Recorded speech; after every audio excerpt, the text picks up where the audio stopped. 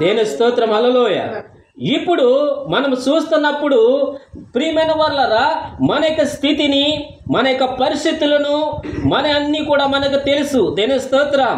మనము ఏమి చేస్తామో మళ్ళా తిరిగి ఆ యొక్క మొదటి స్థానంలోనికి వెళ్ళాలి. దేని స్తోత్రం.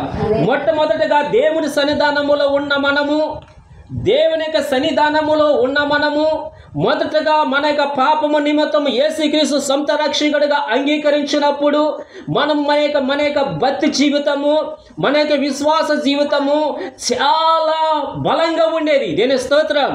దేని సన్నిధానంలో కన్నీరు కాచి ప్రార్థన చేసేవారము.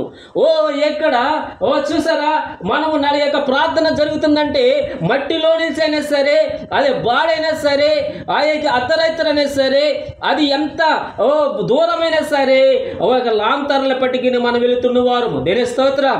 అది కరెంటు లేని స్థితి, హల్లెలూయా, లైట్ లేని స్థితి.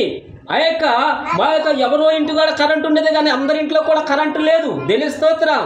మన యొక్క చిన్నప్పుడు దీపం బుడ్డులోనే మనం చదువుకున్నాము, దీపం బుడ్డుల దగ్గరే మన యొక్క జీవితం ఉండేది, హల్లెలూయా. కానీ దేవుడు ఏమంటున్నాడంటే మళ్ళా నీవు ఆ యొక్క మొదటి స్థితిలోనికి రావాలి. దేని స్తోత్రం. ఆ యొక్క మొదటి పరిస్థితిలోనికి వచ్చి మారు మనసు పొందాలి. దేని స్తోత్రం. ఇప్పుడు మనం మొట్టమొదటిగా మనం ఎలాగైతే జీవించామో ఆ జీవితము మరలా రూపు పొందాలి. దేని స్తోత్రం.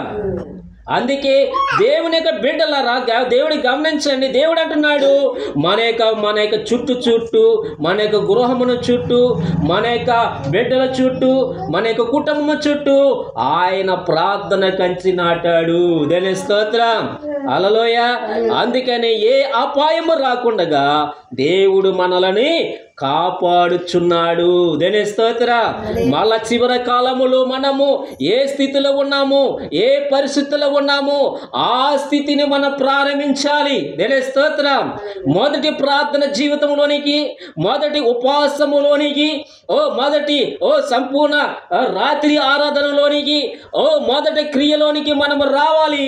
వాటిని మనము జ్ఞాపకము చేసుకుని మళ్ళా తిరిగి ప్రారంభించుకోవాలని దేవుని యొక్క లేఖనము ఈ మధ్యకాల సమయములో దేవుడు మనతో మాట్లాడుచున్నాడు, హల్లెలూయా. అందుకే నా ప్రతిష్టమైన వాళ్ళరా, అలాగా మనం జీవిస్తూ దేవుని యొక్క రాకడకు సిద్ధపడాలని ఈ ఉదయకాల సమయంలో దేవుడు మనల్ని హెచ్చరిస్తూ దీవిస్తూ ఉన్నాడు, హల్లెలూయా.